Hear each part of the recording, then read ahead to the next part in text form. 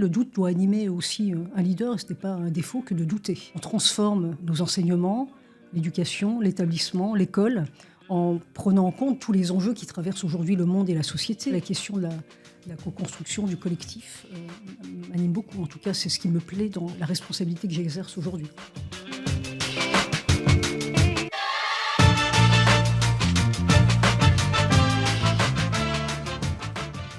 Qu'est-ce qu'une grande école de commerce au XXIe siècle ? Est-ce encore un lieu où on apprend à diriger des entreprises, par exemple, ou bien un espace où on apprend à se diriger soi-même, à comprendre le monde, à agir avec conscience ? On va se poser ces questions-là. Bienvenue dans 20 sur 20, le podcast de l'Express qui donne la parole à celles et à ceux qui inventent l'avenir de l'éducation, des savoirs et du leadership. Alors aujourd'hui, j'ai l'immense plaisir de recevoir une femme qui incarne un certain renouveau, vous allez le voir, dans l'enseignement supérieur français. Une dirigeante, une intellectuelle, une stratège aussi, tout ça à la fois. Isabelle Huot, bonjour. Bonjour. On est absolument ravis de vous recevoir. Vous êtes la présidente du directoire de l'EM Lyon Business School. Et c'est vrai que dans un monde en transformation permanente, bouleversé par de nombreuses transitions écologiques, numériques, géopolitiques notamment, eh bien, que doit-on transmettre dans une école de commerce? Comment réinventer le leadership dans un monde où la performance ne peut plus être pensée sans responsabilité? Et puis comment encore former des élites sans interroger leur rôle, leur impact et leur raison d'être? Avec vous, on va parler d'un modèle d'école qui cherche à conjuguer excellence académique et engagement. On va parler d'éthique, d'inclusion, de recherche, mais aussi d'ambition internationale, d'entrepreneuriat et de sens. Bienvenue, mesdames et messieurs, dans 20 sur 20 et bonne écoute. Bienvenue aussi à vous, Isabelle Huot. Ravie à nouveau de vous recevoir. Alors, j'ai dit présidente du directoire de l'EM Business School. Qu'est-ce qui, d'abord, peut-être vous a guidé tout au long de votre parcours, avant qu'on parle de votre école connue de tous, hein. Aujourd'hui, on n'a presque plus besoin de la présenter, mais elle a des spécificités. D'abord, vous en êtes à la tête. Est-ce que c'est une valeur, une intuition, une exigence qui a fait que, voilà, c'est quelque part un fil rouge dans votre parcours? Ce qui est un fil rouge dans mon parcours, c'est l'éducation, c'est la jeunesse et c'est l'enseignement supérieur. Ça, c'est un fil rouge de l'université jusqu'à la direction de Lyon Business School. Donc ça, je considère que c'est le fil rouge avec beaucoup de similarités, beaucoup de points communs en fait sur la formation, la recherche, l'éducation des jeunes, qui me semble être, je le disais ailleurs, qui me semble être la mère des batailles aujourd'hui, l'éducation, dans un monde extrêmement bouleversé, très polarisé, dans un monde où la question de la science est souvent remise en question, la connaissance est remise en question, les fake news prolifèrent. Donc je pense que c'est d'autant plus gratifiant d'être à la tête d'une institution d'enseignement supérieur qui forme alors des élites, c'est vrai, mais des citoyens aussi, que l'on veut le plus éclairé possible. Donc le fil conducteur, oui, c'est celui-ci, c'est celui de l'éducation et de l'enseignement supérieur, quels que soient d'ailleurs les institutions, les établissements dans lesquels j'ai évolué depuis le début. Quelle est, selon vous, en tout cas, la place du doute dans un parcours de leader, puisque ce sont des leaders aussi que vous formez effectivement à l'EM Business School. Vous en êtes une aussi, de leader. Le monde est dirigé par des leaders politiques. Les autres peuvent le dire. Enfin, je dirais jamais que je suis leader. C'est les autres qui vous qualifient de leader oui, ou non. C'est vrai. Bon, alors je vous qualifie de leader aujourd'hui. Est-ce que vous avez déjà douté dans votre parcours et surtout, quelle place vous accordez justement pour vos étudiants à ce doute? Il est, j'allais dire oui, il m'a animé en tant que chercheur, parce qu'on est quand même, la question du doute scientifique, elle est inhérente au métier d'enseignant-chercheur. Et c'est bien pour ça aussi qu'aujourd'hui, aujourd'hui et d'ailleurs hier aussi, mais encore plus aujourd'hui dans les business schools que ce n'était le cas quand moi j'ai été diplômée de cette école, on essaye d'adosser la formation à la question, au savoir scientifique. Ouais. Parce qu'on y apprend, alors d'abord on forme nos étudiants aussi à la recherche, dès les premières années. Ça peut paraître un peu surprenant dans une business school de former pas tant à la recherche que par la recherche, pour former à la rigueur, à la prise de recul, à la pensée critique, à la réflexivité. Ça me semblait important aussi, comme je le disais, à adopter des méthodes qui soient éprouvées, scientifiques. Et donc, dans ce dispositif-là, dans cette démarche-là, le doute est évidemment présent. Alors, il s'agit aussi, à un moment donné, d'être animé de quelques certitudes, de quelques valeurs pour savoir arbitrer à certains moments donnés. Mais oui, le doute doit animer aussi un leader. Ce n'est pas un défaut que de douter. Au contraire, ça permet aussi de de prendre conscience de la complexité des situations, de peser le pour et le contre, et ensuite d'arbitrer dans la voie qui vous semble la plus adaptée, la meilleure possible. C'est intéressant. À ce titre, est-ce qu'on peut rester fidèle à soi-même dans des environnements qui restent souvent très normés, parfois même conservateurs ? Oui, je le crois. Enfin, je crois que partout où l'on est, on peut essayer de faire évoluer, de transformer les organisations, les entreprises, de manière qui soit pas forcément radicale, en le faisant, en étant très soucieux de l'acceptabilité sociale de ce que l'on fait, mais transformer les organisations et les entreprises, c'est bien aussi le projet de l'UEM Lyon, participer à la métamorphose des entreprises et des organisations dans un monde qui se transforme de manière aussi radicale, dans lequel le business as usual ne peut plus durer. Et donc c'est bien pour ça qu'on transforme nos enseignements, l'éducation, l'établissement, l'école, en prenant en compte tous les enjeux qui traversent aujourd'hui le monde et la société. Alors, vous citiez tout à l'heure les questions socio-environnementales. On peut y ajouter les ruptures technologiques. On peut y ajouter, comme vous l'avez dit d'ailleurs en introduction, tous les enjeux géopolitiques aujourd'hui qui animent l'environnement des entreprises et que nos étudiants aussi doivent apprendre à maîtriser, plus qu'à être sensibilisés d'ailleurs, maîtriser ces enjeux technologiques, ces enjeux socio-environnementaux, cette connaissance du monde qui les entoure dans toutes les questions géopolitiques qui animent la société. Donc oui, je pense que la business school d'aujourd'hui, en tout cas moi, tel que j'ai traversé cet environnement lorsque j'étais étudiante, n'est plus du tout la même aujourd'hui, et qu'on forme non seulement des cadres pour les entreprises, des dirigeants que l'on souhaite le plus éclairés possible, mais aussi des citoyens. Et donc c'est très important. Diriger une école comme l'EM Business School, c'est aussi incarner. Qu'est-ce que vous avez choisi d'incarner, vous, Isabelle Yot, consciemment ou non d'ailleurs ?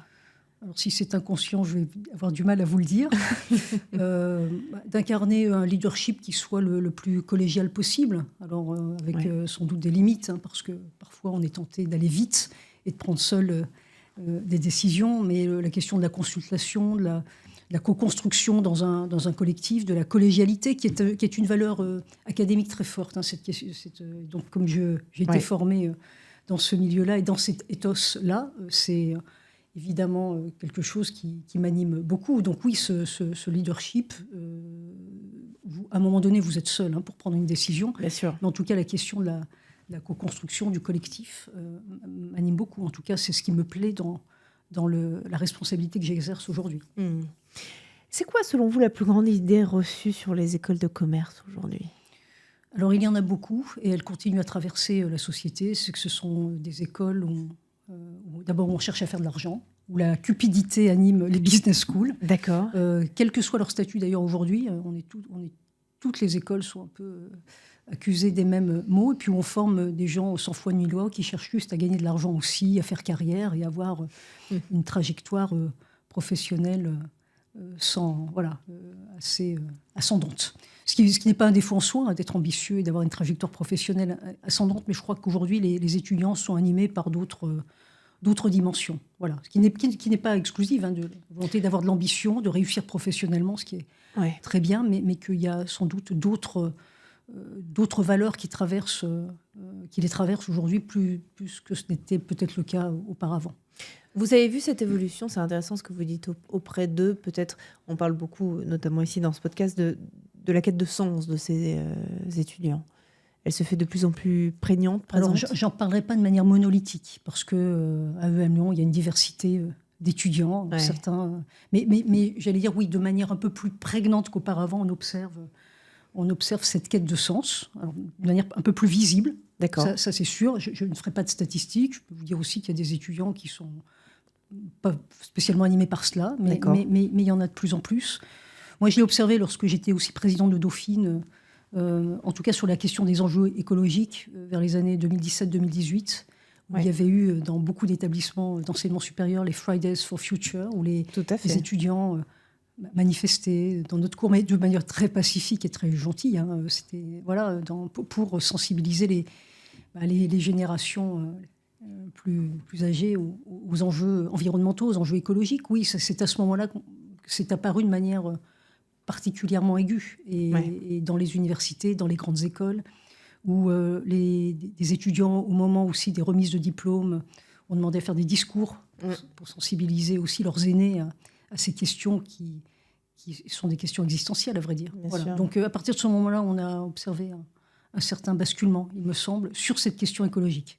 Est-ce que ça vous a obligé à revoir vos programmes, votre manière d'enseigner ? Oui, je pense que... Alors, moi, personnellement, je suis assez sensible à ces enjeux environnementaux. Mais c'est vrai que si nous n'avions pas été poussés par les étudiants, par les jeunes, je ne sais pas si l'enseignement supérieur se serait transformé de manière aussi rapide. Ça a été le cas à Dauphine, puisqu'on a été la première université à l'époque, en 2018, à introduire un cours obligatoire sur les enjeux écologiques, ce que j'ai poursuivi ensuite à UM Lyon avec des programmes plus ambitieux sur ces questions-là. Ouais. Donc oui, les enseignements se sont transformés de manière assez substantielle, en tout cas moi dans les établissements dans lesquels j'étais à la tête ces dernières années, avec une volonté de revoir non pas seulement un cours, un parcours ou un diplôme en y instillant des questions écologiques, mais de manière plus systémique, Bien en sûr. se disant qu'un cours de finance aujourd'hui ne pouvait pas exactement ressembler à un cours de finance d'hier. Un cours de stratégie et de marketing devait prendre en compte des questions qui n'étaient pas abordées autrefois. Donc c'est pour ça qu'à UM Lyon, on essaye de transformer l'ensemble des enseignements de manière systémique avec les objectifs du développement durable qui sont traités, alors pas tous dans tous les cours, mais sont pris en compte pour faire monter en compétence nos étudiants sur ces sujets. Alors, il ne s'agit pas de les sensibiliser, parce qu'ils sont sensibles, et c'est déjà sensibilisés, il s'agit de les former à ces questions environnementales, sociales aussi, puisque les deux sont articulés, et de les faire monter en compétence sur ces questions, pour que, où qu'ils soient, dans l'organisation, quelle que soit l'organisation dans laquelle ils évoluent, quel que soit le métier qu'ils occupent, ils aient cette question à l'esprit, quoi qu'ils fassent. Voilà. Donc c'est quelque chose, oui, qui transforme de manière assez importante UM Lyon, ses enseignements. Et UM Lyon étant devenue société à mission aussi, a inscrit dans sa raison d'être la volonté de former des citoyens, des dirigeants éclairés qui agissent en responsabilité. Et donc cette question socio-environnementale, elle est éminemment présente dans les enseignements, dans la recherche aussi. Ce que j'allais vous poser comme question, c'est très intéressant, c'est qu'est-ce qu'enseigner aujourd'hui dans un monde en mutation permanente ? C'est justement apprendre à nos étudiants à faire preuve je le disais tout à l'heure, d'esprit critique, de réflexivité, à prendre du recul. C'est pour ça que la formation adossée aux connaissances nouvellement créées par nos professeurs-chercheurs, c'est quelque chose de très important. Et c'est pour ça que la recherche a une telle importance dans les business schools et dans les établissements d'enseignement supérieur aujourd'hui. C'est d'ailleurs ce qui nous distingue d'écoles simplement professionnalisantes. C'est que former par la recherche, avec des savoirs scientifiques constamment actualisés, ça permet justement de faire face aux évolutions du monde, aux transformations du monde. Aujourd'hui, elles sont radicales. Donc, il est sûr que tous nos efforts portent sur l'anticipation des besoins socio-économiques. C'est compliqué. Quand vous voyez les ruptures liées à l'intelligence artificielle, c'est extrêmement difficile. Mais en tout cas, ça doit être notre leitmotiv de toujours transmettre des savoirs très actualisés. C'est pour ça qu'on recrute des enseignants-chercheurs du meilleur niveau mondial, du meilleur niveau international, qui sont en mesure de dispenser la connaissance qu'ils ont eux-mêmes créée. D'accord. Voilà. Et c'est ce qui fait la spécificité de l'enseignement supérieur. C'est pour ça que UM Lyon est une école très intensive en recherche, avec un très haut niveau de production scientifique. D'ailleurs, vous parlez de faire pour apprendre, apprendre pour faire. Est-ce que la transmission, ça passe forcément par l'action ? Alors, pour nous, ça passe par les deux. Donc, être en mesure d'acquérir aussi des connaissances académiques, parce que la théorie a une vertu, savoir modéliser, observer des régularités, aide à mieux comprendre le monde. Donc, la théorie a des vertus, la transmission de connaissances académiques a des vertus. Ouais. Mais évidemment, à UM Lyon, elle est très articulée à une pédagogie par l'action, par le faire. Alors, c'est vrai dans beaucoup de business schools, mais c'est très ancien à l'école. Et c'est surtout rendu obligatoire dans des cours qu'on appelle des cours un peu ADN, spécifiques, avec un espace dédié à l'école qui est un Makers Lab. Alors, We are makers, ça veut dire on fait, on façonne. C'est notre baseline. We are makers, on est en capacité de faire, de façonner le monde, de transformer les organisations, de façonner la société. Ça, c'est très, très important dans ce qu'on enseigne. C'est inspiré du mouvement des makers, qui est un mouvement qui est né aux États-Unis, en Californie, et qui...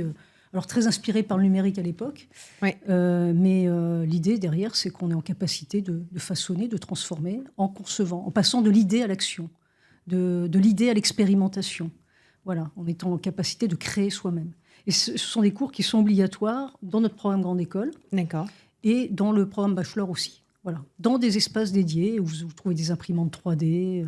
C'est Voilà, génial. beaucoup de. Oui, c'est assez plébiscité par les étudiants hein, D'accord. qui sont en mesure de concevoir des objets, de poursuivre leur projet de création d'entreprise aussi, qui peut passer par la création de choses très très matérielles. Et donc, C'est-à-dire que vous c'est avez tenir ces deux bouts que sont la théorie, l'idée, le concept. Ouais. C'est important. Le monde est fait de compréhension de concept aussi, Tout à fait. qui nous aide à modéliser ce qui se passe. Et puis de l'action, voilà, concrètement. Vous avez une sorte d'incubateur. Alors, on a aussi un incubateur. Il se trouve que cet incubateur de start-up, c'est le plus ancien créé parmi les business schools. On a D'accord. fêté ses 40 ans l'année dernière. Avec des belles pépites à la clé, j'imagine. Oui, il y a des belles entreprises qui ont été créées dans cet incubateur, des entreprises à impact, voilà, puisqu'aujourd'hui, on insiste beaucoup sur quelques verticales autour de la santé, du sport, voilà, et des entreprises qui sont aussi tournées vers l'impact social et environnemental. Depuis la naissance de cet incubateur, je crois qu'il y a 1800 entreprises qui ont été créées, 15 000 emplois aussi créés.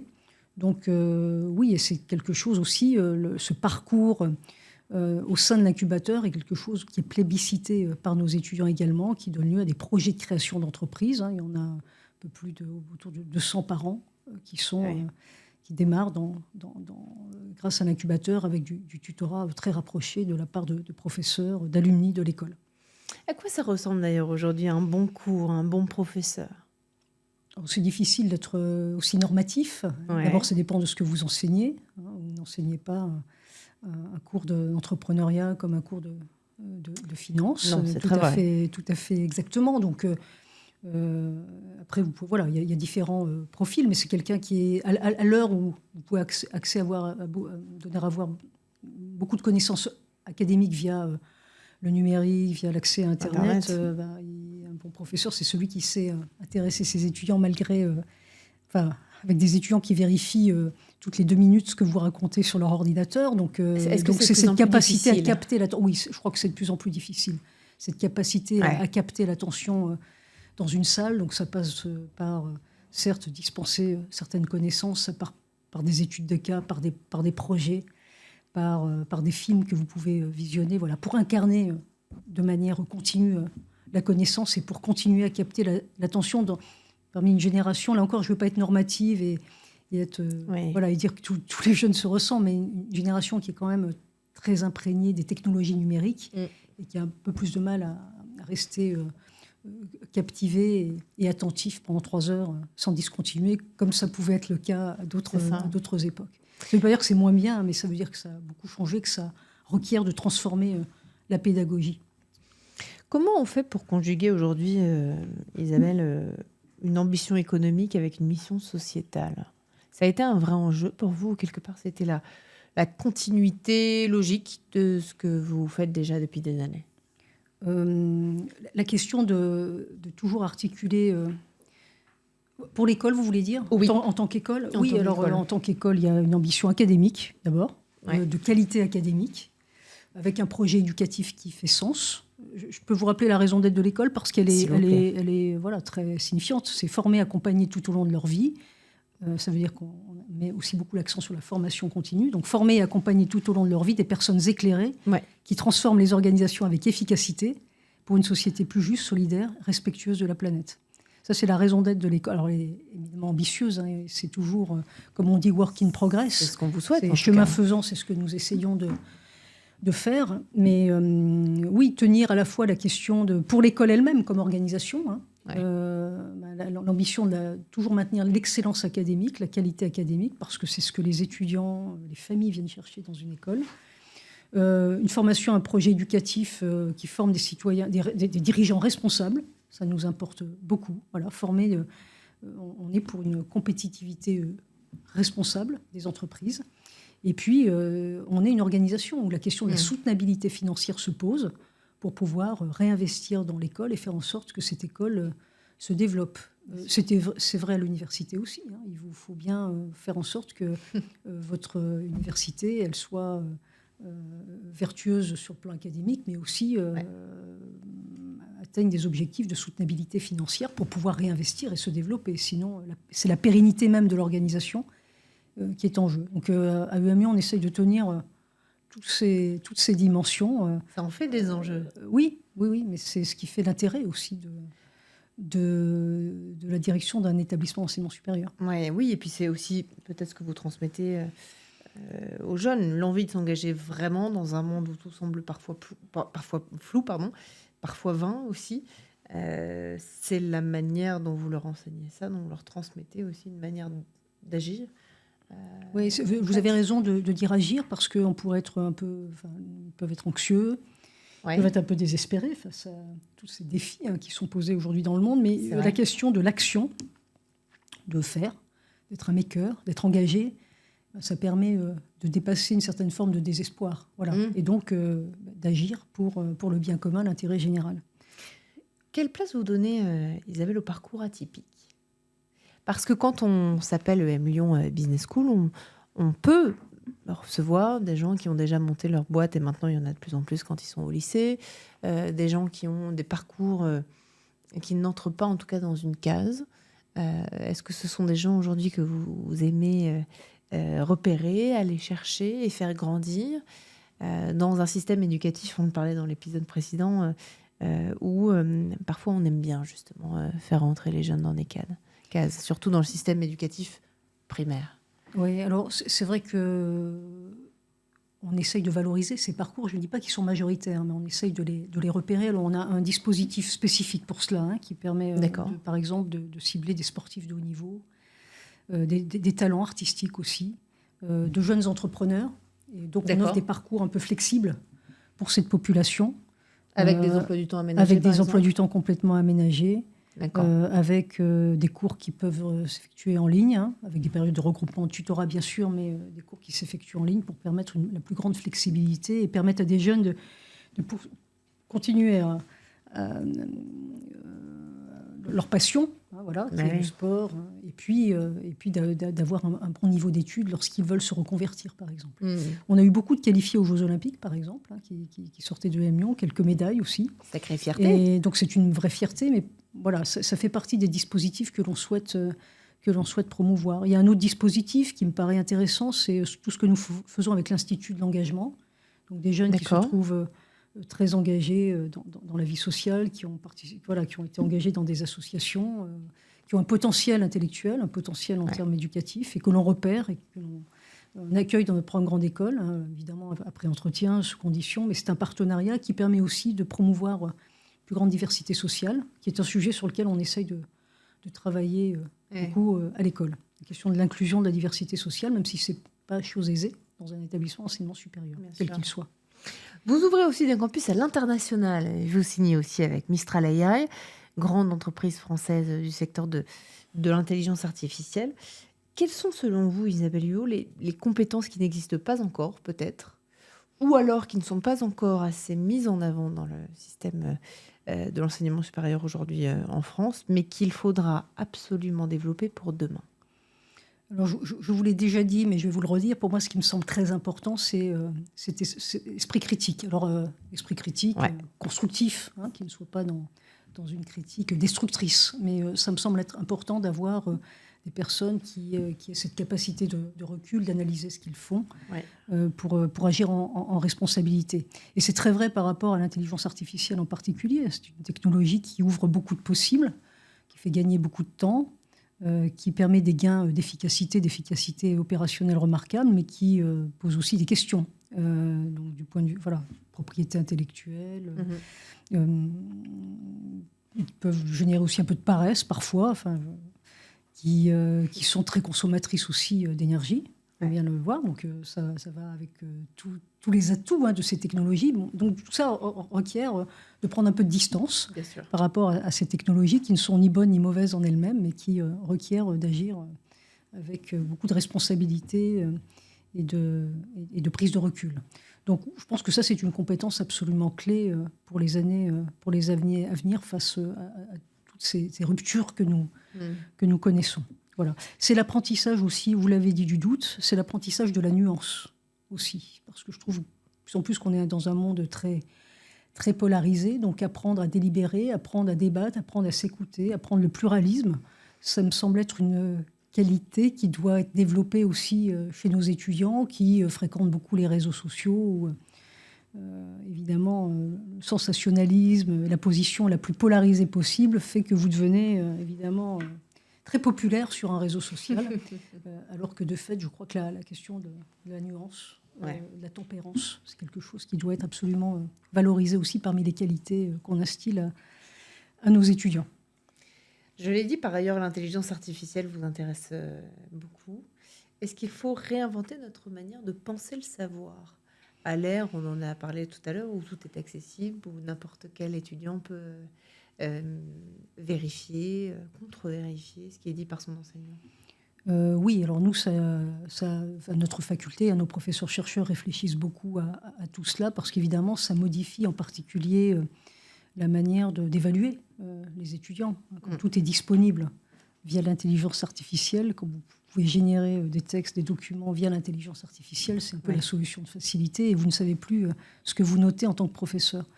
Donc on revoit les modalités d'évaluation, on promeut beaucoup des oraux qui vous permettent d'essayer de voir si l'étudiant a bien compris ce qu'il avait capté via l'intelligence artificielle, d'être assez transparent aussi sur la manière dont il l'utilise. Donc on a développé à l'école toute une charte autour de l'utilisation de l'IA pour nous aider à repenser les modalités d'évaluation et la manière dont les étudiants doivent se saisir de l'intelligence artificielle, que l'on n'interdit évidemment pas. C'est comme si vous interdisiez Internet aujourd'hui. Mais, parce que mais de l'usage l'avait au début. Oui, alors pendant quelques jours, ils ont dit qu'ils voulaient interdire, interdire, oui, sans doute un petit coup de stress, mais ça n'a pas duré longtemps. Et je crois qu'on ne peut pas l'interdire. En revanche, ça requiert de repenser les modalités d'évaluation des étudiants de manière assez radicale et des modalités d'usage qu'on doit rendre la plus transparente possible. Ça modifie aussi la manière les pratiques de nos professeurs-chercheurs également, puisque même pour construire un cours, peuvent avoir recours à l'intelligence artificielle, et c'est très pratique et c'est très rapide. Après, ils revoient, ils enrichissent. Et c'est une base pour commencer à construire un cours que l'on revisite et pour créer de la valeur ajoutée. Donc oui, c'est un outil très puissant, très utile, mais qu'il faut savoir manier avec attention et intelligence naturelle. Bon, alors Isabelle Huot, le monde change vite, on l'a dit. Est-ce qu'il faut apprendre quelque part à ralentir pour mieux comprendre ou accélérer pour ne pas se faire distancer ? C'est une question difficile, parce que j'ai lu un livre qui m'a passionnée de Hartmut Rosa sur la question de l'accélération, parce que à trop accélérer aussi, ça suscite des dysfonctionnements majeurs d'une société. Et en même temps, j'allais dire qu'on est dans un monde de l'enseignement supérieur qui est très compétitif, où on se dispute les meilleurs élèves, les meilleurs étudiants dans le monde entier, les meilleurs professeurs-chercheurs.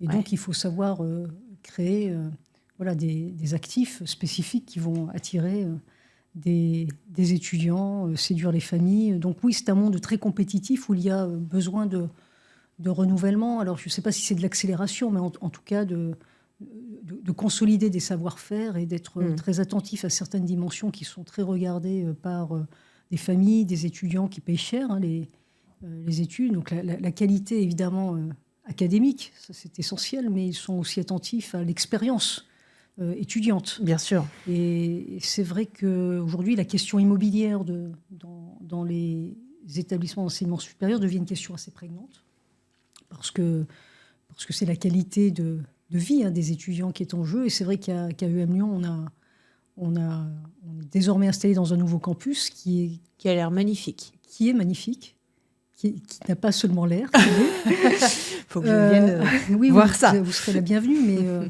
parce que c'est aussi un levier d'attractivité. C'est un levier levier d'expérience étudiante remarquable. C'est un lieu où les étudiants peuvent se socialiser, où ils vont trouver différents services. On parlait tout à l'heure du Makers Lab. C'est un lieu où les étudiants peuvent évoluer aussi librement. L'incubateur, où la vie associative est extrêmement riche, où les espaces d'enseignement sont modernes. Donc c'est vrai que tout cela suscite plus d'attractivité, sans doute, dans un monde où il y a effectivement beaucoup de bouleversements et où la compétition, en tout cas l'émulation, c'est un mot qui conviendrait peut-être mieux, mais parce que ça permet de voir aussi le côté positif, cette émulation qui fait que les uns et les autres, nous regardons et on essaye de faire le mieux possible pour les étudiants. Qu'est-ce qu'une école de commerce devrait transmettre en priorité dans les 10 prochaines années, dans ce monde qui bouge justement?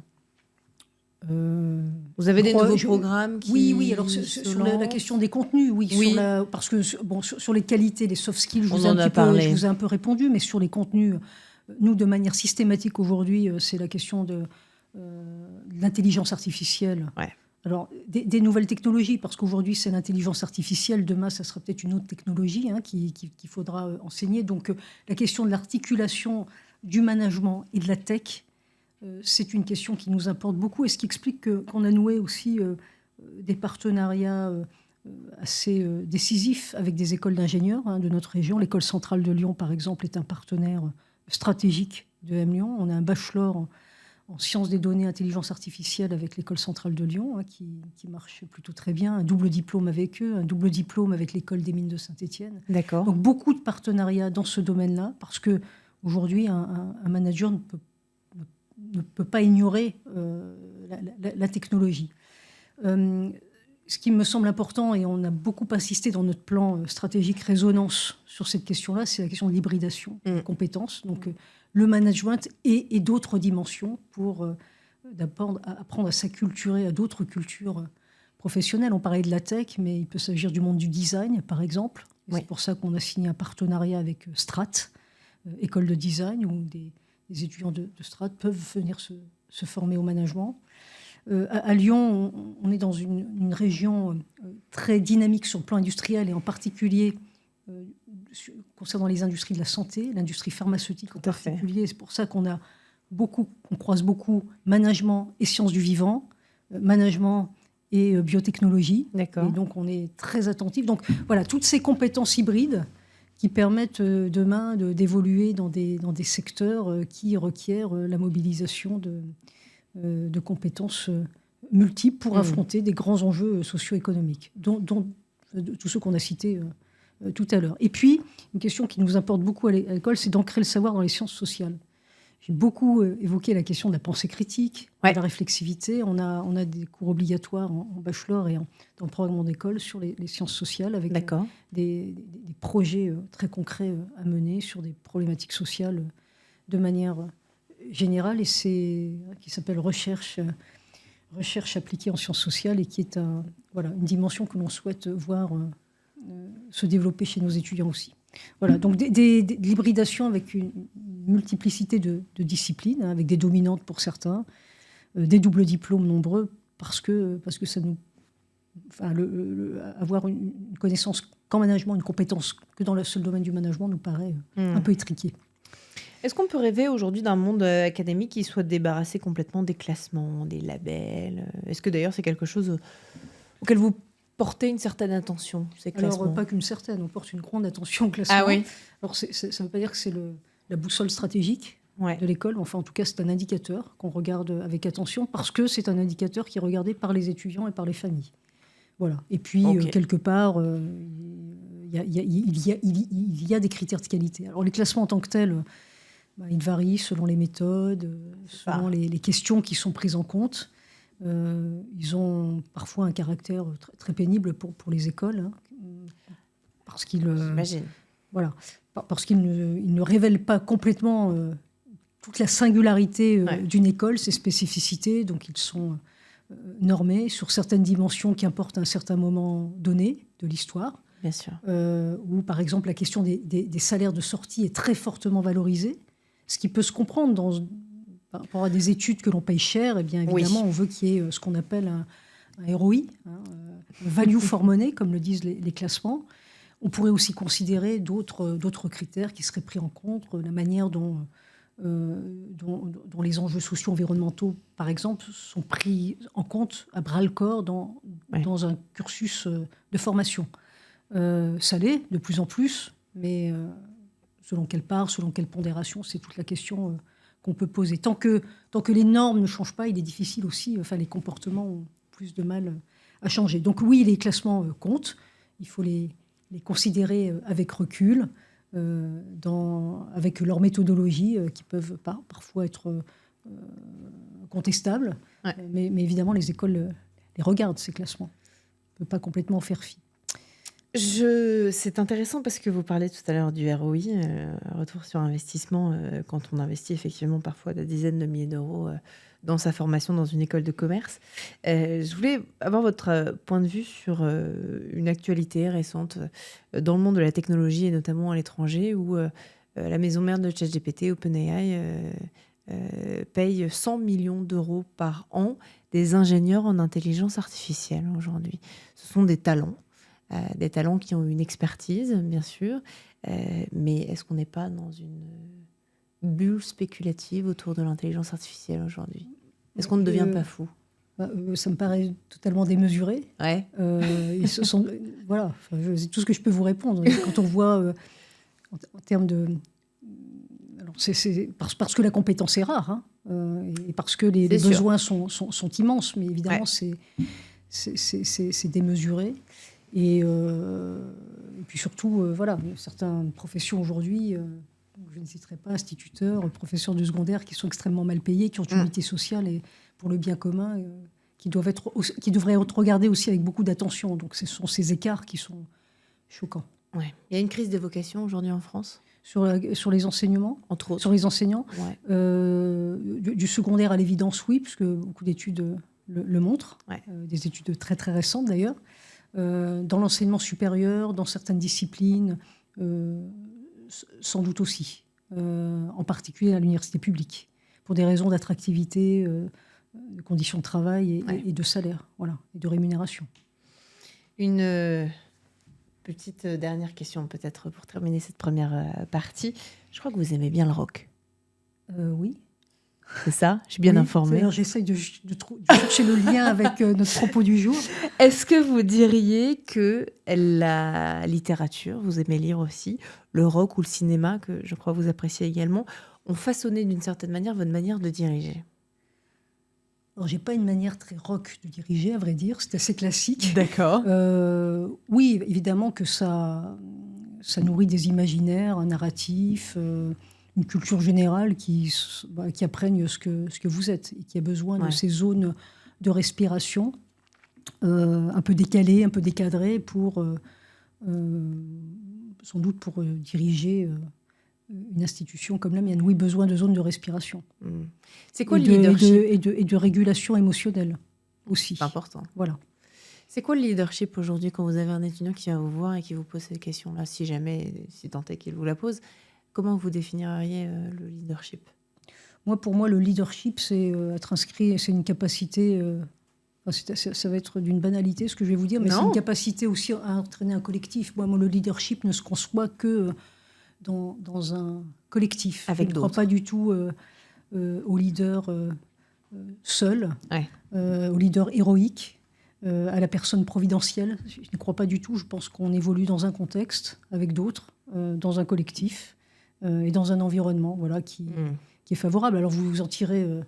Évidemment, vous le constituez aussi, ce collectif. Bien sûr. Vous faites en sorte de recruter des personnes, non pas qui vous ressemblent, mais qui pourront vous apporter quelque chose que vous n'avez pas, qui sont plus possible meilleurs que vous dans leur domaine d'expertise. Et voilà, c'est cette capacité à bien s'entourer, le leadership, et emmener un collectif. Avec énergie et en étant aussi imprégné de valeurs. Je crois que la question des valeurs et de l'engagement, c'est quelque chose de très important dans le leadership. Et peut-être encore plus maintenant avec cette génération qui est particulièrement engagée elle aussi. Merci beaucoup Isabelle Huot. En tout cas, on vient de terminer la première partie, grande partie de cette interview. On va passer maintenant à une deuxième partie où je vais vous poser des questions plus courtes qui demandent des réponses plus courtes. Est-ce que vous êtes prête ? Je n'ai pas le choix. Elle est au taquet. Non, effectivement, vous n'avez pas le choix, je confirme. En tout cas, je suis ravie que vous souhaitiez continuer. Votre plus grande fierté dans votre parcours, Isabelle, c'est quoi ?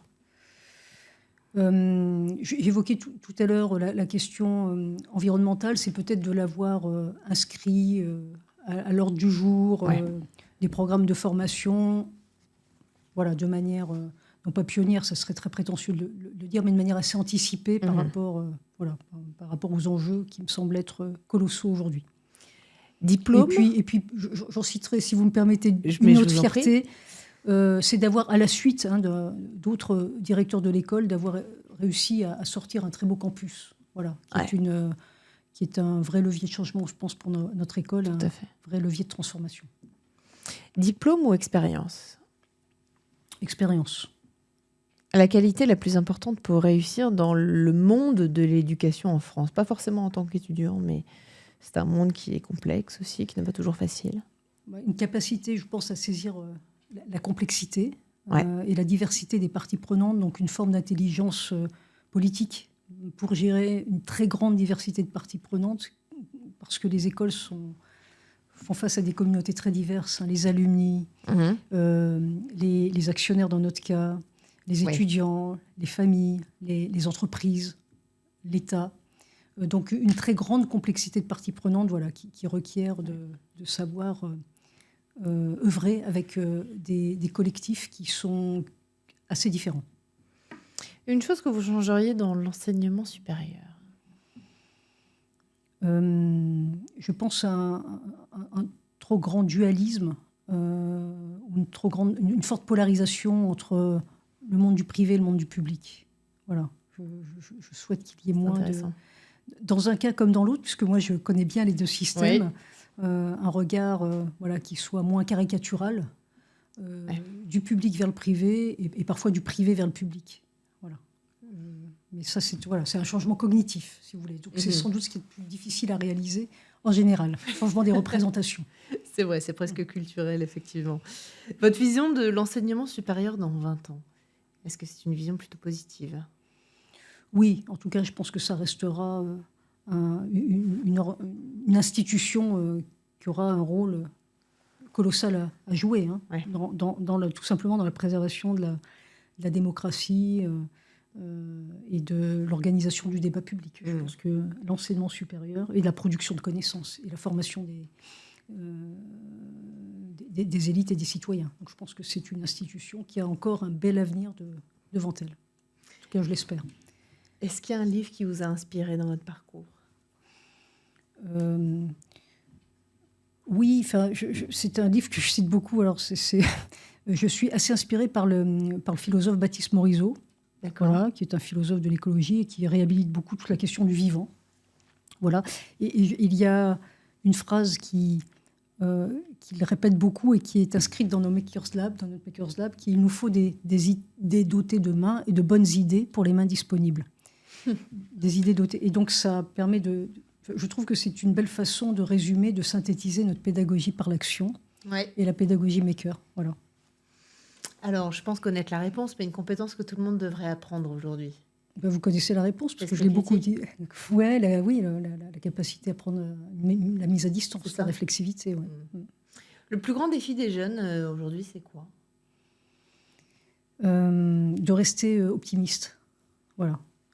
Rester optimiste. Il y a un sujet qu'on n'a pas abordé, mais moi qui me préoccupe beaucoup aujourd'hui. Je trouve que les problématiques alors je ne veux pas plomber l'ambiance, mais les problématiques de santé mentale étudiantes ont eu tendance quand même à se renforcer ces dernières années, liées à la période de Covid, bien sûr, liées sans doute à d'autres phénomènes, d'éco-anxiété. On le trouve aussi beaucoup chez nos étudiants internationaux, qui sont aussi parfois isolés.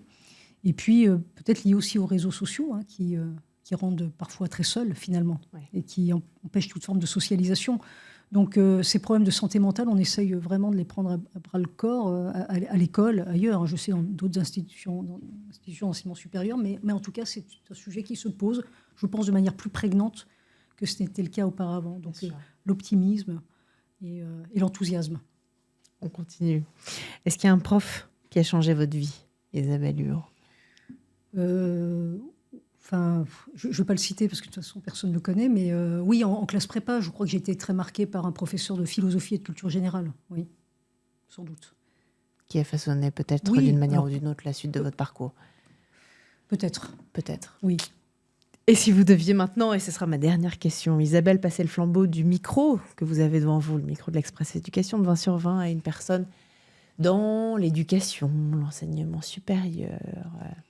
À qui vous pensez? Alors, pas forcément à une personne en particulier, mais Ouais. sans doute un directeur, un président, un dean d'une institution internationale, d'une institution étrangère, qui D'accord. permettrait de mettre en perspective un peu tout ce que l'on dit dans le contexte national. Ça serait intéressant de voir ce que d'autres systèmes produisent et valorisent. Voilà. Je pense que des deans de business school européennes, voire internationales, mériteraient sans doute d'être à votre micro. Ouais. Eh ben, comptez sur nous, en tout cas, pour les y accueillir. Merci infiniment, Merci Isabelle à vous, Huot, d'avoir surtout. été parmi nous. On vous souhaite tout le meilleur pour la suite. Revenez nous voir quand vous voulez. Et puis, Avec plaisir. merci Merci à beaucoup. nos auditeurs aussi d'avoir été parmi nous aujourd'hui. Ciao, à bientôt.